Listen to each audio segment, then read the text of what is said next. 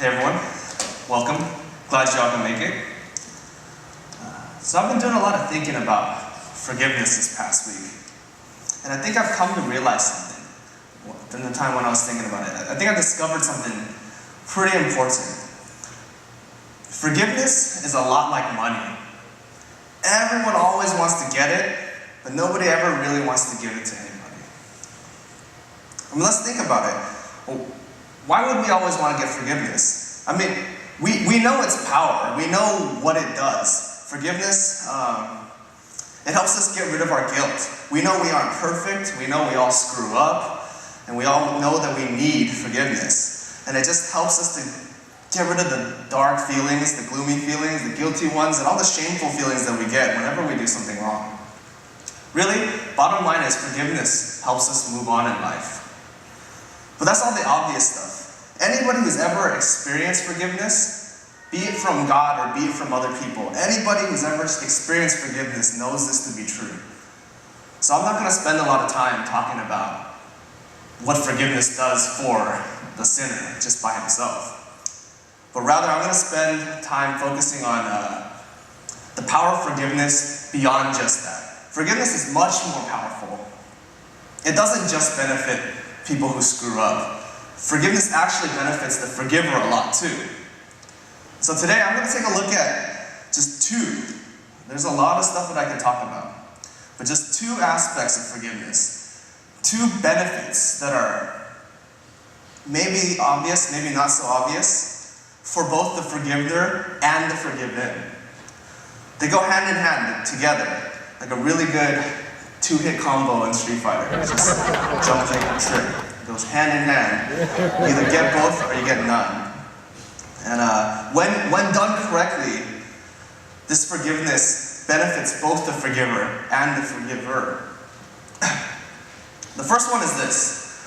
Forgiveness actually has the power to cause and cultivate deeper feelings of love and deeper feelings of commitment.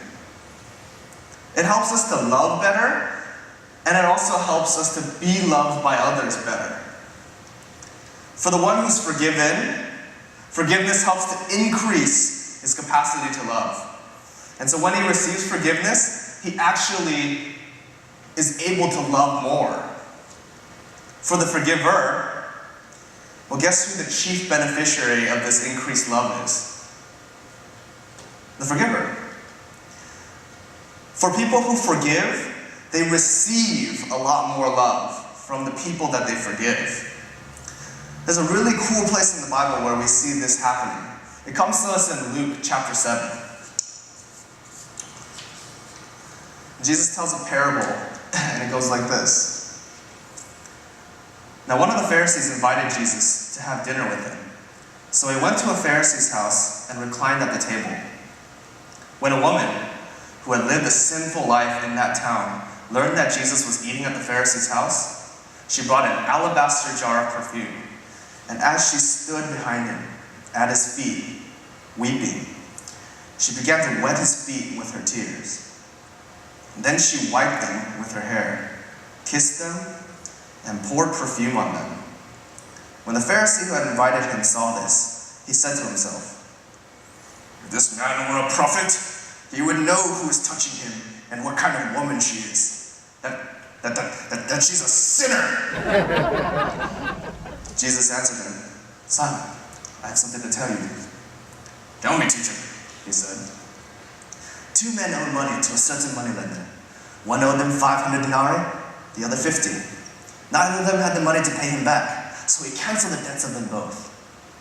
Now, which one of them will love him more?" Simon replied, "I suppose the one who had the bigger debt canceled."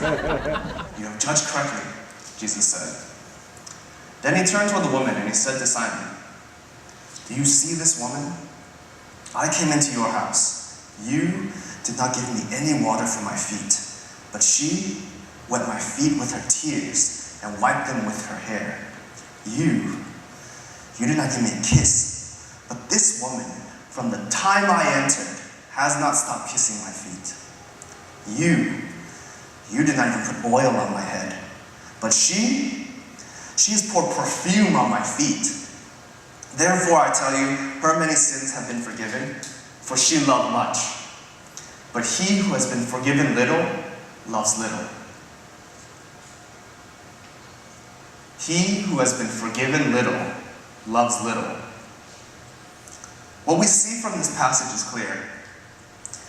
The sinful woman, because she received a lot of forgiveness, she was actually able to love deeper and love more.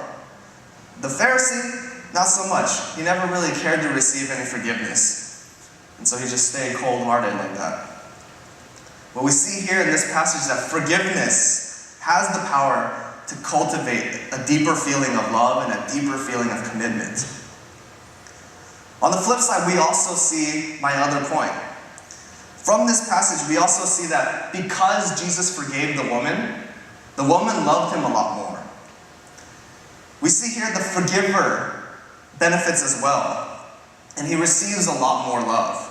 The Pharisees, on the other hand, they never got that kind of love from the sinners, because they never really bothered to forgive them, to forgive the people who were really dirty, really sinful, or to forgive the people who really needed it.